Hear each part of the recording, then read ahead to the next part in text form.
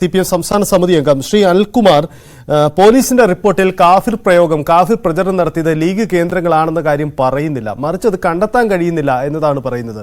ഒപ്പം KK ലളിതയുടെ അടക്കമുള്ള ഫോണുകളും പരിശോധനയ്ക്ക് എടുക്കുന്നു എന്ന കാര്യം സൂചിപ്പിക്കുന്നുണ്ട്.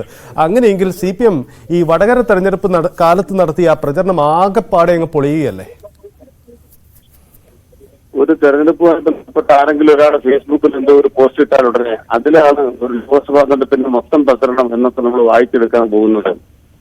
എത്രത്തോളം അന്തസ്സാര ശൂന്യമായ നിലപാടാണ്. നമുക്കൊരു കാര്യം ചെയ്യാം.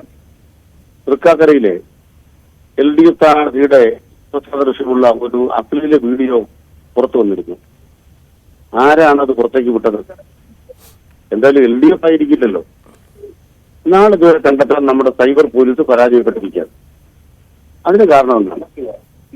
ഇത്തരം കുറ്റകൃത്യങ്ങൾ വിദേശത്തുനിന്നും നവമാധ്യമങ്ങൾ കയറ്റിവിടുന്നതിന് നിറയെ സംവിധാനമുണ്ട്.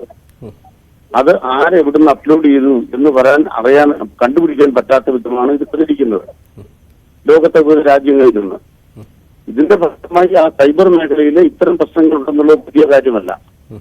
ഇടതുപക്ഷ ജനാധിപത്യത്തിലേക്ക് സംഘടിക്കേണ്ടി വന്നത് കൊണ്ടാണോ തൃക്കാക്കരയിലെ LDF സ്ഥാനാർത്ഥിയെ കുറിച്ച് ഒരു വ്യാജമായ അശ്ലീല വീഡിയോ ഒരു കൂട്ടർ നിർമ്മിച്ച് ഇതുപോലെ വീഡിയോ കിട്ടാൽ ആരാണ് പ്രചരിപ്പിക്കാത്തത് സതീശൻ ചോദിച്ചൊരു വീഡിയോ കണ്ടുപിടിക്കാൻ ഞങ്ങൾക്ക് താല്പര്യമില്ലാഞ്ഞിട്ടാണ്?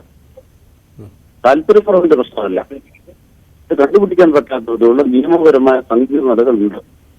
ലോകത്തെ ഇത് അപ്ലോഡ് ചെയ്തിട്ടുള്ള പല ഫോണുകളിലും എത്താനാവില്ല.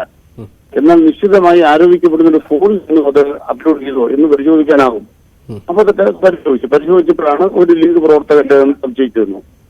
അതല്ല എന്ന് വ്യക്തമായിട്ടു. അതോടുകൂടി മുസ്ലിം ലീഗ് ആകെ ഇതിൽ നിന്ന് മോചിതമായി, അല്ല UDF ആകെ മോചിതമായി എന്നൊക്കെ വായിച്ചെടുക്കുന്നത് ഒന്നുകിൽ ഈ മേഖലയെ കുറിച്ച് ധാരണയില്ലാത്തവരാണ്, ഇല്ലെങ്കിൽ ഇടതുപക്ഷത്തിനെതിരെ വീണ്ടും വീണ്ടും കളവായ ആക്രമണങ്ങൾ ഉന്നയിക്കാൻ താല്പര്യപ്പെടുന്നവർ.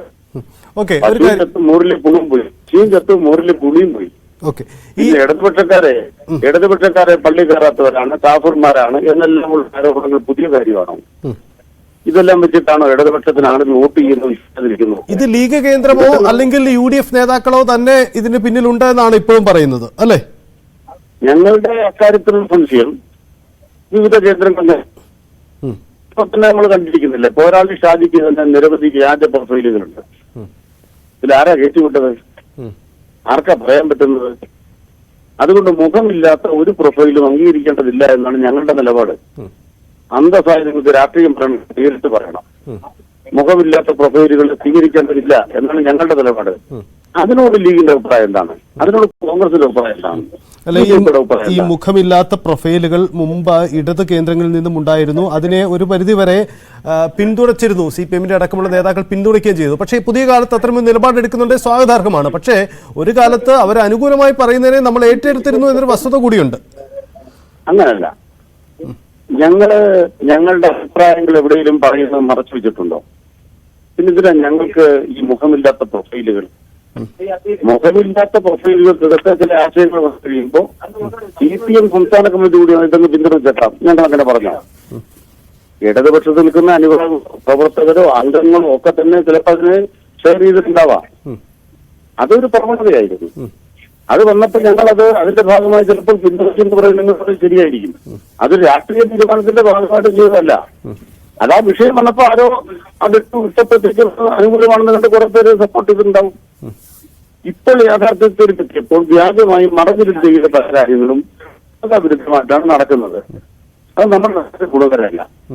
നമുക്കിത് അവസാനിപ്പിക്കാം, എല്ലാ കൂട്ടരും ഒരുമിച്ച് അവസാനിപ്പിക്കാം. കോൺഗ്രസിന് തയ്യാറാണോ? ലീഗ് തയ്യാറാണോ? അതല്ലേ MP ജയരാജൻ ചോദിക്കുന്നത്. എല്ലാവരും കൂടി ജയരാജന്റെ തലയിൽ തരവൊക്കെയല്ലേ ചെയ്യുന്നത്. താങ്കൾ ദയവായും തുടരുകയാണ്.